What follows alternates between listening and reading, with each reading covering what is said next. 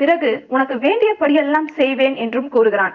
உன்னுடைய வாழ்க்கை எப்படி இருக்க வேண்டும் என்று நீ விரும்புகிறாயோ அப்படியே உனக்கு ஒரு நல்ல வாழ்க்கையை நான் அமைத்து தருவேன் என்று கூறுகிறான். அது மட்டுமல்ல, நீ ஒரு நல்ல குணசாலியான பெண் என்பதை என் ஊர் ஜனங்கள் எல்லாரும் அறிவார்கள்.